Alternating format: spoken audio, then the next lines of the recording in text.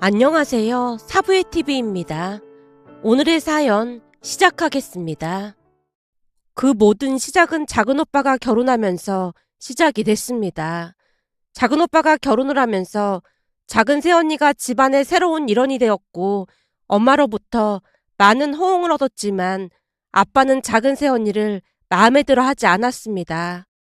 작은 새언니가 인사를 하고 나가자마자 아빠가 혀를 차며 말했습니다. 직업이 무슨 필라테스인가 뭔가라고 하더니 생긴 것도 영 별로네. 당신은 예의 없이 무슨 말을 그렇게 해? 그렇게 따지고 보면 우리 현준이 얼굴도 막 뛰어나게 잘생기고 그렇지도 않잖아. 그러니까 말 조심해. 우리 현준이가 어디가 어떻다고 그런 소리를 하고 있어? 남자 얼굴이 그 정도면 괜찮은 거지? 안 그러니 첫째야. 아빠가 큰 새언니에게 묻자 기다렸다는 듯이 대답했습니다. 그럼요. 도련님이 아버님을 닮아서 훤칠하고 잘생긴 편이죠. 당연하지. 내가 예전부터 한 힘을 한다는 소리 많이 들었거든. 우리 부모님도 아버님 잘생기셨다고 항상 말씀하시거든요. 그래? 사돈 양반 두 분도 그런 말을 하셨단 말이야? 요즘 나오는 영화 배우들보다 아버님이 훨씬 잘생기셨는걸요? 큰 새언니가 온갖 아부를 떨어대자 아빠 입이 귀에 걸렸는데요.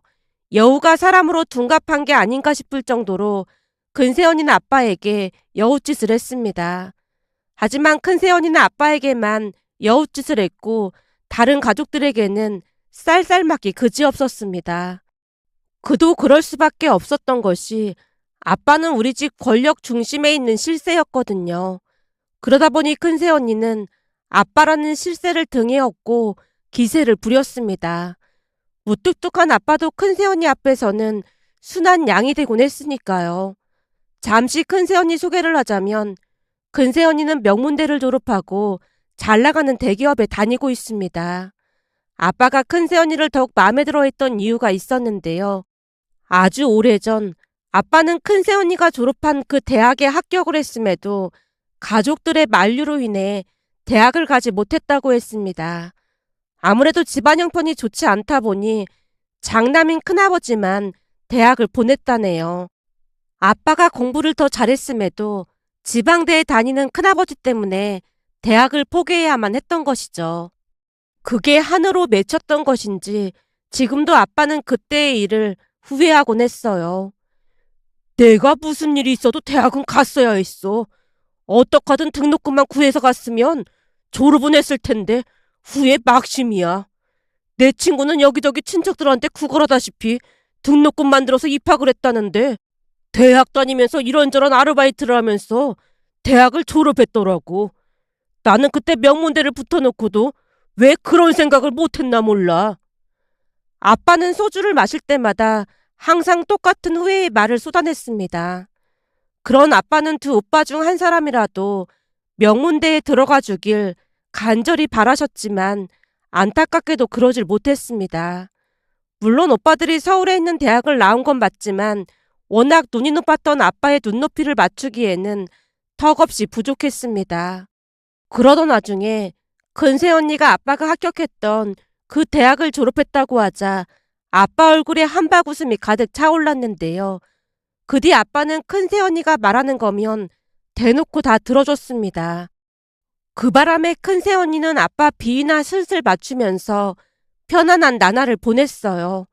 그러다 보니 엄마 말을 귓등으로도 듣지 않은 채 무시하기 일쑤였는데요.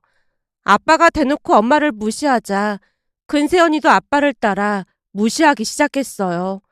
특히나 아빠는 엄마가 고등학교를 중퇴한 것을 약점으로 잡고 함부로 하곤 했습니다. 어느 날은 퇴근 후 집에 갔더니 집안이 시끌시끌했어요. 나보고 며느리 생일상을 차리라니 당신 그게 말이 된다고 생각해? 시어머니가 며느리 생일상 좀 차려줄 수 있는 거지. 말이 안 되긴 뭐가 말이 안 돼. 아무리 그래도 시어머니가 며느리 생일상 차려주는 게 그렇잖아. 그냥 차려주면 되는 거지. 뭔 말이 그리도 많아.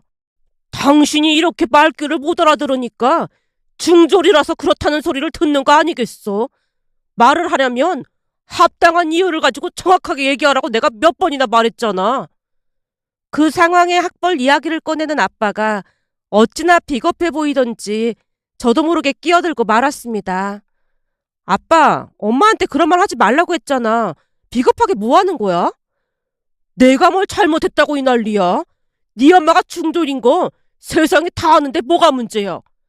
그걸 빚고 와서 말하니까 문제라는 거지. 아빠도 돈이 없어서 대학 못 갔다며. 엄마도 돈이 없어서 중간에 학교 그만두고 동생들 뒷바라지한 건데 다른 사람도 아니고 아빠가 그런 말을 하면 안 되지. 그게 대학이랑 고등학교랑 똑같아? 아빠는 진짜 비겁해. 난 절대로 아빠같이 비겁한 남자랑 결혼 안 할 거야. 뭐? 내가 비겁하다고? 당연히 비겁하지. 그리고 말 나온 김에 하는 말인데 새언니는 엄마 생신 때 전화 한 통화도 안 했잖아. 새언니 의도는 생일은 그냥 각자 알아서 챙기자 그런 거 아니었어? 난 엄마 생신 때 연락 한 통 없길래 그런 줄 알고 있었는데 엄마가 왜 새언니 생일상을 차려서 바쳐야 하는 거야? 네 새언니가 시어머니한테 생일상 받고 싶다고 하는데 가족끼리 서로 챙겨주면 좋잖아.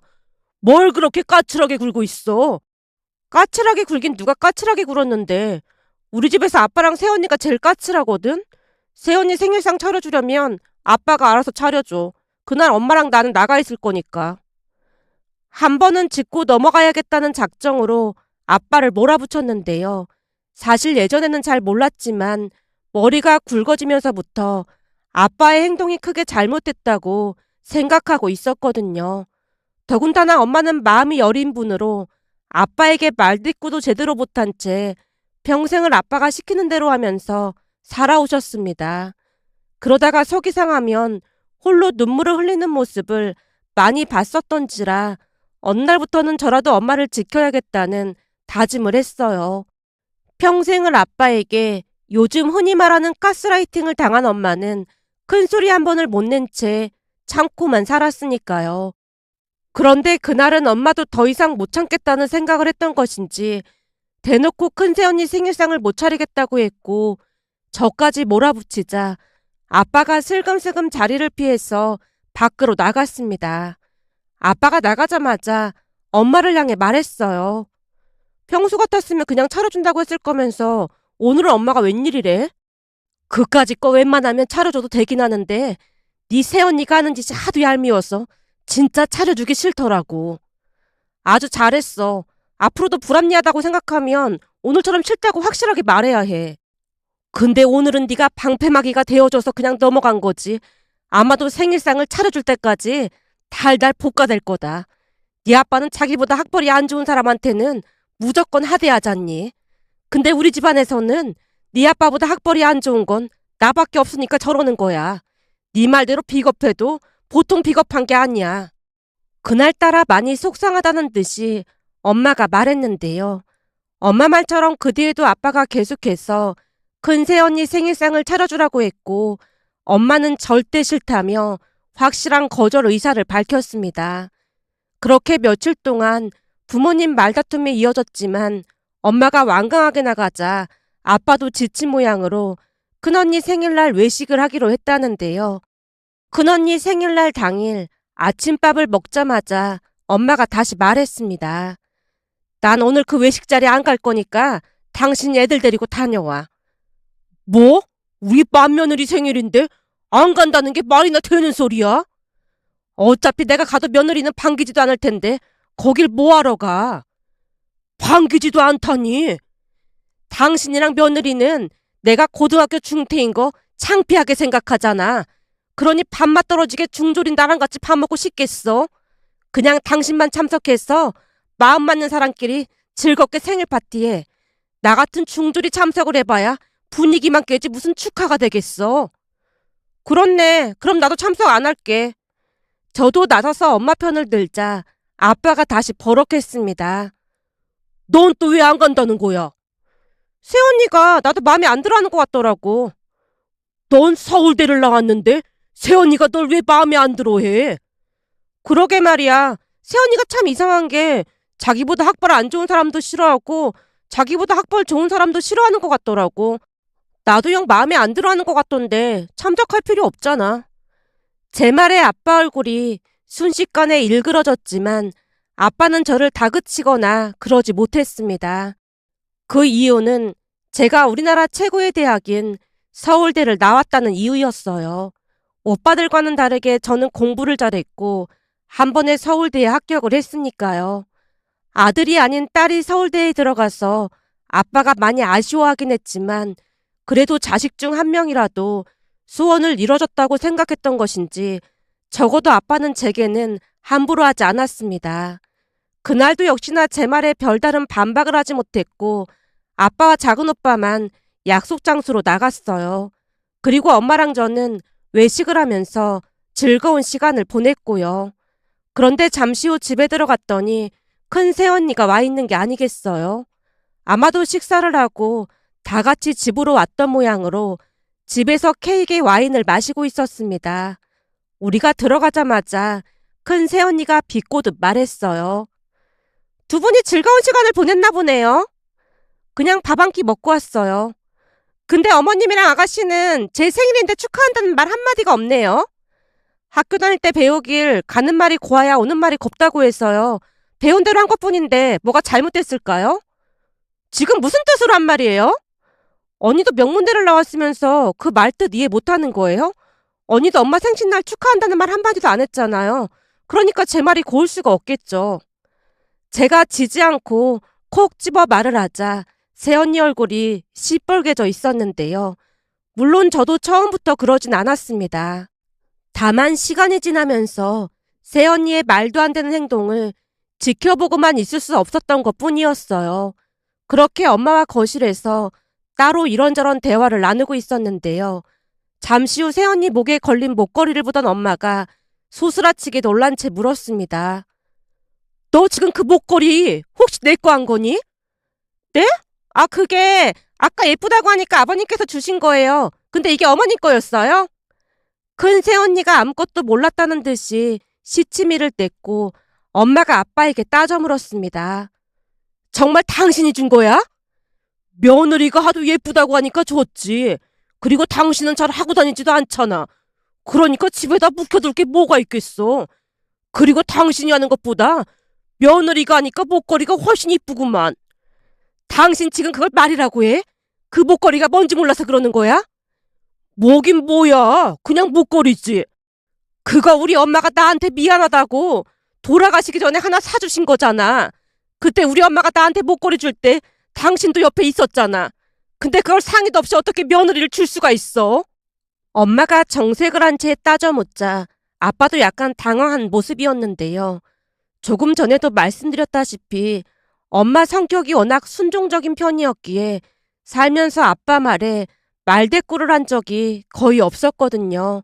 하지만 엄마가 점점 목소리를 높이자 아빠 얼굴에 당황한 기색이 역력해 보였습니다. 결국 제가 큰 새언니 앞으로 성큼성큼 다가가서 말했어요. 언니, 뭐예요? 지금 다 들었잖아요. 그러니까 다시 돌려주세요. 그래도 아버님이 주신 건데 줬다 뺏는 건 좀 아니지 않나요? 지금 어떤 상황인지 다 지켜봐놓고 그런 소리가 나와요? 옆에서 지켜봤으면 미안해서라도 바로 돌려줬어야죠. 그동안 명문대 나왔다고 그렇게 큰 소리를 쳤으면서 명문대에선 그런 기본적인 예절은 안 가르쳐주는 모양이죠? 제가 대놓고 일침을 가하자 큰 새언니가 목걸이를 제 손에 쥐어주고는 불쾌하다는 표정으로 돌아갔습니다. 큰 새언니가 돌아가자마자 아빠가 불같이 화를 냈지만 엄마는 상관조차 하지 않는 듯해 보였어요. 그러자 아빠도 조금씩 엄마 눈치를 보기 시작했는데요. 엄마가 화를 내거나 소리를 지르지는 않았지만 침묵으로 불만을 표현하거나 또박또박 반박을 했기에 아빠도 많이 당황스러워하는 모습이었습니다. 그러던 와중에 그날 작은 새언니가 첫 인사를 하고 가자마자 아빠가 불만스레 작은 새언니 뒷담화를 했지만 엄마는 작은 새언니가 마음에 드는 모양으로 아빠 말을 반박했어요. 키도 크고 얼굴도 조망만한 게 참 예쁘구만. 무슨 말을 그렇게 하고 있어. 거기다 역시나 관리를 잘해서 그런지 옷빨도 아주 잘 받는 것 같네. 어쩜 옷도 저렇게 센스 있게 잘 입었을까나. 그렇지. 내가 봐도 참 단정한데 뭔가 우아한 느낌이 들더라고. 네가 봐도 그렇지. 참 예쁘다 예뻐. 화장도 어쩜 그렇게 한 듯 안 한 듯 고급지게 한 건지 나중에 한번 물어봐야겠어. 엄마가 계속해서 감탄한 채 말을 하고 있자 아빠가 버럭 외쳤습니다. 내가 볼 때는 춤 선생이라 그런지 무슨 기생처럼 생겼던데? 뭐가 예쁘다고 야단이야, 야단이. 사람은 모름지기 머리에 든 게 많아야 하는데 과도 무슨 무용학과를 나왔다고 하던데 공부를 얼마나 안 했으면 그런 과에 들어갔겠어. 암튼 마음에 드는 구석이 하나도 없어. 예쁘기만 하던데 뭘 난리야. 나중에 화장이랑 머리하는 것 좀 배워봐야겠다. 엄마가 계속해서 작은 새언니 칭찬을 하고 있자 아빠가 또다시 버럭했습니다. 뭐? 화장을 배워? 다 늙어서 뭘 하려고 화장을 배우겠다는 거야? 당신이 화장하는 거 싫어해서 평생을 화장 한번 제대로 못하고 살았는데 이제는 나도 꾸미고 살려고 그런다 왜? 당신 말대로 머리에 든 게 없으니 외모라도 가꿔야 할 거 아니야. 엄마가 한마디도 지지 않고 반박을 하자 아빠는 말문이 막힌 듯해 보였는데요. 바로 새언니가 끼어들었습니다. 어머님이 공부를 많이 못하셔서 잘 모르시나 본데 이 외모보다 더 중요한 게 지식이거든요. 외모 가꿀 시간에 책을 한 권 더 읽는 게 나을 것 같은데요. 나는 중졸이라 머리에 든 게 없어서 외모라도 가꿀 거라는 말 못 들은 거니? 네 시아버지랑 네 말대로 중졸인데 책 몇 권 더 읽는다고 명문대에 들어갈 것도 아니고 게다가 너를 지켜봤더니 명문대 나와도 별 소용도 없다는 생각이 들더구나. 그건 또 무슨 말씀이세요? 별 소용이 없다니요. 명문대까지 나왔으면서 말귀를 못 알아듣는 거니? 네가 머리는 똑똑할진 모르겠지만 배려나 측은지심 같은 마음도 전혀 없고 그냥 명문대 나왔다고 아직과 편견에 독담만 가득하잖니. 지금도 봐라. 무용학과를 나온 게 뭐가 어떻다고 편견에 사로잡혀서 사람 뒷담 하나 하고 있어. 그날따라 엄마가 한마디도 지지 않고 몰아치자 근새언니 얼굴이 울그락불그락해진 채 돌아갔습니다. 아빠 또한 못마땅한 듯 얼굴을 잔뜩 찌푸렸고요. 그동안 엄마 모습과는 너무나 다른 모습에 잠시 후 엄마를 제 방으로 모시고 와서 물었습니다. 엄마, 갑자기 어떻게 된 거야? 뭐가 어떻게 돼? 아니, 갑자기 말을 왜 그렇게 잘하는 거지? 그동안 아빠 말에 반박도 제대로 못했잖아. 오늘 내가 말을 좀 치긴 했지. 그럼 진짜 잘하던데? 그렇게 잘하면서 그동안은 왜 입을 다물고 있었던 거야? 진작에 그랬으면 좋았잖아. 제가 엄마를 아낌없이 칭찬하고 있자 엄마가 믿어지지 않는 말을 꺼냈습니다. 사실은 둘째가 나한테 말하지 말라고 했는데 말이야. 둘째라면 작은 오빠를 말하는 거야? 아니, 둘째 며느리를 말하는 거야. 뭐? 둘째 며느리? 설마 오늘 처음 인사하고 간 작은 오빠 여자친구를 말하는 거야? 제가 어리둥절한 표정으로 엄마를 바라봤는데요. 엄마가 빙그레 미소 지으며 대답했습니다. 사실 나는 둘째를 오늘 처음 본 게 아니거든. 처음 본 게 아니라니 알아듣게 말을 좀 해봐. 사실은 네 작은 오빠가 나한테 둘째를 소개해줘서 가끔 만나서 밥도 먹고 필라테스랑 요가도 배우고 그랬어. 둘째가 말이야. 요가 자격증도 있고 다른 자격증도 엄청 많더라니까. 수업 받으러 갈 때마다 나한테 그렇게나 잘할 수가 없잖니. 그러면서 알게 됐는데 네 작은 오빠가 내 걱정을 많이 했던 모양이야. 작은 오빠가 엄마 걱정을 했다고? 그러니까 둘째한테 나 좀 잘 부탁한다고 했다면서 만날 때마다 이런저런 것들을 가르쳐 주더라니까. 그럼 말하는 것도 다 작은 언니가 알려준 거란 말이야? 그렇지. 둘째가 아는 필라테스 학원에서 나한테 막 말하는 훈련도 시키고 그랬어. 처음에는 큰 소리로 막 소리를 지르라고 하길래 그게 무슨 말인가 했는데 몇 번 소리를 지르고 나니까 속이 뻥 뚫리는 느낌이 들지 뭐야. 그래서 그 뒤에도 계속 나한테 이런저런 것들을 알려줬어. 그제서야 엄마가 갑자기 말을 잘하게 된 이유를 알게 됐는데요. 작은 새언니랑 둘이서 말을 맞받아치는 연습 같은 것을 계속해서 했던 모양이었습니다. 그러면서 더욱 충격적인 사실을 알게 됐는데요. 이미 작은 새언니와 만난 지 5개월이 넘었다고 했습니다. 그랬으니 엄마는 작은 새언니가 마음에 든다면서 계속해서 편을 들었던 거였고요. 그날 엄마 말을 들으며 저 또한 작은 새언니가 정말 마음에 들었기에 그날 이후 작은 새언니 칭찬을 아낌없이 했고 작은 오빠와 작은 새언니는 얼마 뒤 결혼을 했습니다. 그 뒤 엄마는 마치 든든한 우군이 생긴 것 마냥 기세등등해졌습니다. 아빠는 엄마가 화장하는 것을 질색팔색했기에 립스틱 한 번을 제대로 바르지 못했는데요. 어느 날부터는 엄마도 화장을 하기 시작했고 옷도 평소와는 다르게 예쁘게 잘 입고 다녔어요. 물론 그 모든 것은 작은 새언니가 코디를 해줬기에 가능했던 건데요.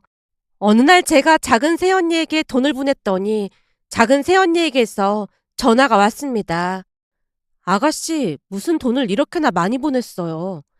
작은 언니가 엄마 옷도 사주신다고 하길래 조금 보냈어요. 저도 돈은 벌 만큼 벌어서 안 보내줘도 돼요. 그래도 작은 언니한테 고마워서 보내는 거니까 그냥 받아주세요. 작은 언니 덕분에 엄마가 많이 밝아주신 것 같아서 얼마나 다행인지 몰라요. 정말 감사해요. 아니에요. 그이한테 들어보니까 그동안 아가씨만 어머님 편을 들어주셨다고 하던데 저도 이제 같은 편이나 마찬가지니까 저만 믿으세요. 같은 편이요? 그럼요. 집안에 정의를 바로 세우고 이제부터는 우리가 어머님을 지켜드려야죠. 그러니까 힘을 합해서 부당한 대우를 받는 어머님을 위해 노력해봐요. 순간 작은 새언니 말에 풋 하고 웃음을 터뜨리고 말았는데요. 작은 새언니는 큰 새언니와는 다르게 성격이 좋아도 너무 좋았고 꼬인 것도 전혀 없는 순진무구한 그런 사람이었습니다. 그러다 보니 대화를 해도 변할 수밖에 없었는데요. 큰 새언니와 대화를 하다 보면 극도의 피로감이 몰려올 뿐만 아니라 저 깊은 곳에서 분노가 치밀어 오르곤 했으니까요. 그 뒤 엄마와 작은 새언니, 우리 셋은 똘똘 뭉쳐 원팀이 됐습니다. 다행히 셋 다 결도 비슷하고 마음도 잘 맞았기에 만나면 즐거울 수밖에 없었습니다. 물론 그 모습을 아빠는 못마땅해 했지만 우리는 개의치 않고 당당하게 지냈어요. 그러던 어느 날은 아빠가 심한 기침을 하더니 나중에는 폐렴 증상까지 나타났기에 급히 병원에 입원을 했고 엄마가 병간호를 했습니다. 물론 아빠가 병원에 입원해 있는 동안 큰 새언니는 딱 한 번 얼굴만 비쳤을 뿐 바쁘다는 이유로 신경도 쓰지 않았어요. 원래 성격이 그런 사람이었기에 우리는 상관하지 않았고요. 그렇게 아빠는 한동안 입원을 해야만 했고 가족들이 돌아가면서 병간호를 하겠다고 했지만 엄마가 정색을 하며 말렸는데요. 작은 새언니가 말을 꺼냈어요. 어머님 혼자 힘드셔서 안 될 것 같은데 우리도 돌아가면서 아버님 병간호 할게요. 괜찮다. 니들 아버지 성격 불같아서 나 아니면 누가 받아주지도 못해. 그래도 엄마 혼자 힘들어서 안 된다니까. 그냥 나 혼자 희생하는 게 낫지. 니들 고생하는 걸 어떻게 보겠니? 그러니까 다들 신경 쓸 거 없어. 어머님 지금 얼굴이 너무 안 좋아 보이셔서 걱정이 돼서 그렇죠. 잠자리가 불편해서 잠을 잘 못 자서 그런 모양인데 익숙해지면 괜찮아질 거야. 밤에는 그냥 간병인 쓰고 낮에만 엄마가 있는 건 어때? 제가 엄마를 설득했지만 엄마가 고개를 내저었습니다. 네 아빠 성격에 참도 그러겠다. 하루도 못 가서 생다 할 일을 칠걸. 그냥 냅두면 되잖아. 왜 맨날 엄마만 희생해야 하는 거야? 병이 더 깊어지면 자식들 고생할 게 뻔한데 얼른 치료받고 나가는 게 나아. 한 일주일 정도만 더 있으면 되지 않겠어? 그동안 술도 그렇게 마셔대고 담배도 쉴 새 없이 피워대더니만 간도 안 좋고 이래저래 말이 아닌가 봐. 그러니 감기가 폐렴이 된 거 아니겠어? 하여간 하지 말라는 짓은 찾아서 한다니까. 암튼 엄마가 정 힘들면 말할 테니까 다들 그만 들어가 봐. 엄마가 우리 등을 떠미는 바람에 하는 수 없이 집으로 돌아갔는데요. 그 뒤 작은 새언니와 함께 엄마가 드실 음식을 가지고 매일같이 병원을 찾았습니다. 그렇게 얼마 뒤 건강이 괜찮아져서 아빠는 퇴원을 하셨는데 역시나 그 다음 또 다른 문제가 발생했습니다. 이번에는 엄마가 대상포진에 걸리셨고 그 바람에 입원까지 했으니까요. 결국 저는 회사에 휴가를 냈습니다. 작은 새언니도 필라테스 수업을 다른 강사분께 맡기고 함께 병간호를 했습니다. 다만 엄마가 대상포진에 걸렸다는 말을 듣자마자 아빠가 불같이 화를 내기 시작했어요. 기껏 병원에서 병간호한 거라고 해봐야 내가 죽나 안 죽나 지켜본 것밖에 없는데 대상포진이 뭐야 대상포진이. 엄마가 아빠 병간호하느라 대상포진까지 걸렸는데 그게 할 소리야? 내가 방금도 말했잖아. 병원에서 한 것도 별로 없다고. 사람들이 그러는데 나처럼 거동이 불편하지 않은 사람은 병간호할 것도 없다고 했다니까.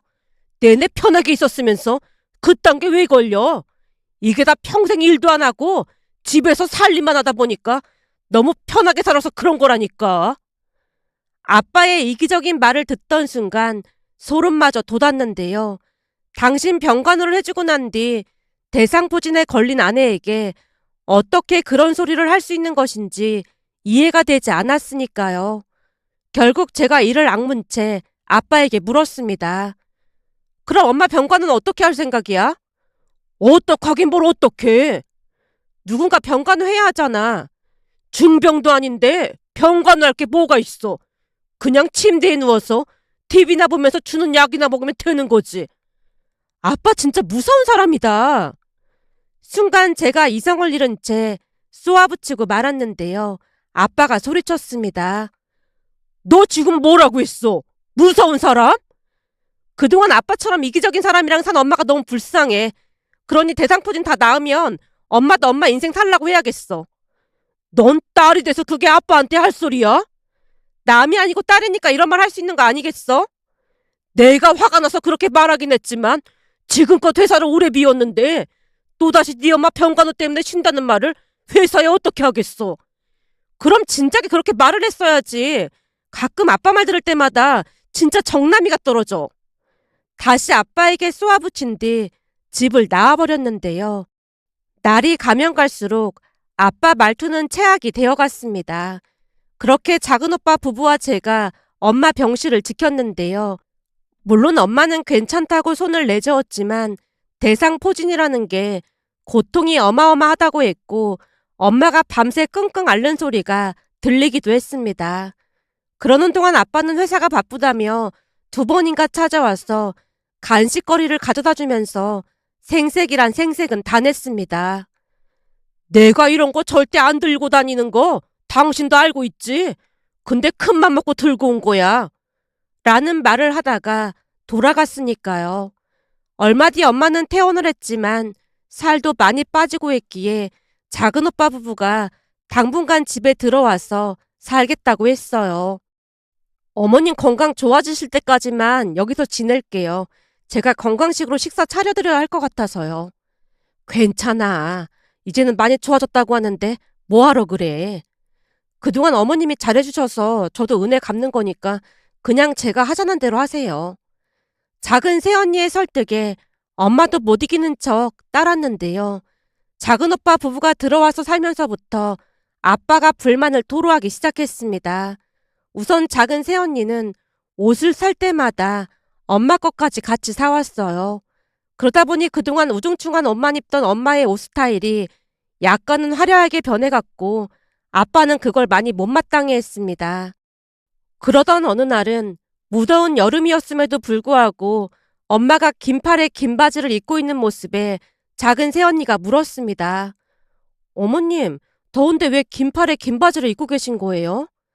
네 시아버지가 여자는 조신해야 한다면서 이렇게 안 입고 있으면 펄쩍 뛰잖니. 그러다 보니 나도 이제는 습관이 돼서 이게 편해. 네? 그게 무슨 말도 안 되는 소리세요.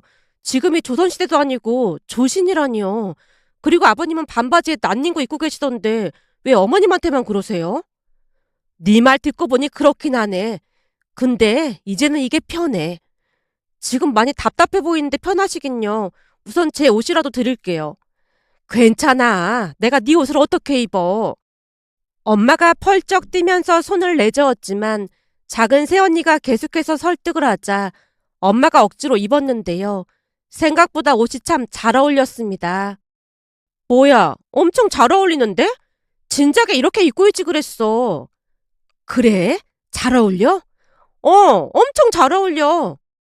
작은 새언니와 제가 입에 침이 마르도록 칭찬을 하자 엄마도 입이 귀에 걸려 있었습니다. 그런데 잠시 후 집에 들어오던 아빠가 눈을 동그랗게 뜨고 소리쳤어요. 당신 지금 옷차림이 그게 뭐야? 너무 더워서 한번 이렇게 입어봤어. 여자가 조신해야 한다고 내가 몇 번이나 말했지. 그러니까 당신이 중졸이란 소리를 듣는 거라고 그렇게나 말했는데 아직도 말귀를 못 알아듣는 거야? 아빠 입에서 또다시 중졸이라는 말이 새어나오자 엄마가 자리에서 벌떡 일어난 채 아빠에게 삿대질을 했습니다.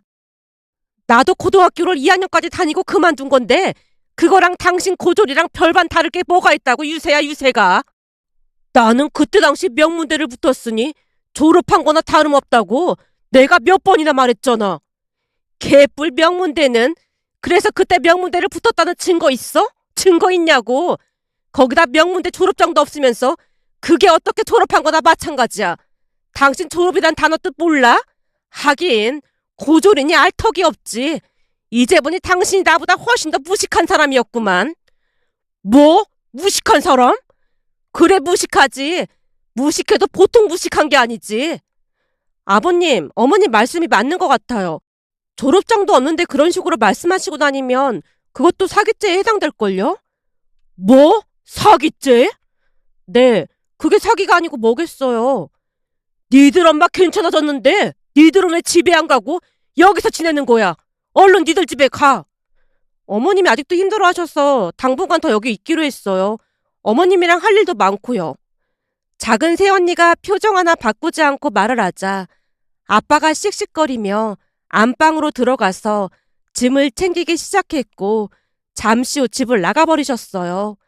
그리고 1시간쯤이 지나자 큰오빠가 제게 전화를 해서 노발대발 난리를 쳤습니다. 아버지 여기로 오셨는데 엄마랑 재수씨가 와서 빌기 전까지는 절대 집에 안 들어간다고 하시니까 당장 와서 빌라고 해. 그래? 그럼 그냥 거기서 계속 지내시라고 해. 뭐? 그게 무슨 말이야? 우리는 지금 아빠 없으니까 세상 조용하고 무진장 편하거든. 엄마가 그대로 전해달라고 해서 전달하는 건데 그동안 외식 한번 못하게 하고 집밥만 찾는 아빠 때문에 너무너무 힘들었다고 큰 며느리가 맛있게 해주는 밥 먹으면서 그냥 거기서 쭉 살라고 전해달래. 사실 아빠가 큰언니를 엄청 예뻐하시잖아. 그러니까 앞으로 이렇게 각자 살면 되겠네. 제 말에 큰오빠가 펄쩍펄쩍 뛰었지만 우리는 상관도 하지 않았습니다. 그렇게 10일이 지나고 20일이 지났지만 엄마와 작은 새언니가 아빠에게 빌지 않자 큰오빠 부부가 찾아와서 오히려 빌어댔습니다. 어머님이랑 동서가 빌면 다 용서하신다고 했다니까요. 글쎄 용서 안 해도 되니까 그냥 거기서 살라고 해. 부탁인데 평생 용서하지 말라고 해라. 요즘 얼마나 편한지 몰라. 어머님, 고집 좀 그만 피우시고 그냥 빌어주세요. 싫다. 내가 왜 그래야 되니? 난 중졸이라 무식해서 사과하고 비는 방법도 모르니까 명문대 나온 네가 알아서 잘 모시면 되잖니. 엄마가 꿈쩍도 하지 않자 이번에는 작은 새언니에게 화를 냈어요. 동서가 가서 빌어봐. 이게 다 동서 때문이잖아. 글쎄요. 저는 잘못한 게 없어서요. 이러니까 동서처럼 몸쓰는 일 하는 사람들을 무식하다고 하는 거야. 저는 지금껏 살면서 그런 소리를 한 번도 들은 적이 없는데 형님은 명문대까지 나온 분이 편견이 참 심한 것 같네요. 여기 서울대 나온 우리 아가씨는 배려가 몸에 뱄던데 형님은 명문대 출신임에도 불구하고 배려의 배자도 모르는 것 같네요. 그럼 배려는 서울대에서만 가르치나 보네요. 근데 혹시 형님 명문대 나온 거 맞긴 해요? 아무리 봐도 좀 의심이 돼서요. 작은 새언니의 말에 큰 새언니 얼굴이 울그락불그락해진 채 제대로 대꾸도 못하고 급히 집을 나섰습니다. 그 뒤 아빠는 계속해서 와서 빌라고 했지만 엄마와 작은 새언니가 꿈쩍도 하지 않자 결국 잔뜩 기가 죽은 채 한 달 만에 집으로 돌아왔는데요. 집으로 돌아오는 과정도 나름 엄청난 이유가 있었습니다. 아빠가 큰오빠 부부집에 들어간 이후로 큰 새언니가 아빠에게 그렇게나 눈치를 주더랍니다. 반찬도 며칠 전에 먹던 반찬을 다시 준 건 말할 것도 없었고 며칠 지난 된장국을 냉장고에서 꺼내서 데우지도 않고 그냥 먹으라고 준 게 한두 번이 아니었다고 합니다. 게다가 아빠가 돌아가지 않으면 큰 새언니가 이혼을 하겠다고 난리를 쳤던 모양이었습니다. 그 바람에 큰오빠와 큰 새언니는 별거에 들어간 상태랍니다. 그런데 아빠가 집으로 돌아오자마자 이번에는 엄마가 짐을 싸서 작은 오빠네 집으로 가버렸고 한 달이 넘게 집에 돌아오지 않았습니다. 아빠가 제게 엄마를 모시고 오라고 했지만 굳이 그럴 이유가 없었기에 못 들은 척 했습니다. 그렇게 한 달이 넘게 엄마가 돌아오지 않자 결국 아빠가 작은 오빠 집에 가서 엄마에게 빌었다고 하네요. 하지만 엄마는 들은 척도 하지 않았고 앞으로는 아빠와 함께 살고 싶지 않다는 말만을 할 뿐이랍니다. 물론 아빠는 무릎까지 꿇을 기세로 빌어대고 있는 상황이고요.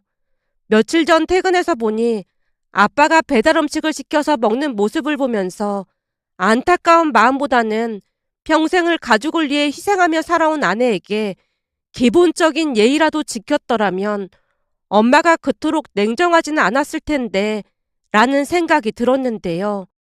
그 많은 상처를 받은 엄마가 쉽사리 아빠를 용서하지 않을 것이라는 생각이 들면서 문득 가까운 사람일수록 있을 때 잘하라는 말이 떠올라 이렇게 글 남겨봅니다.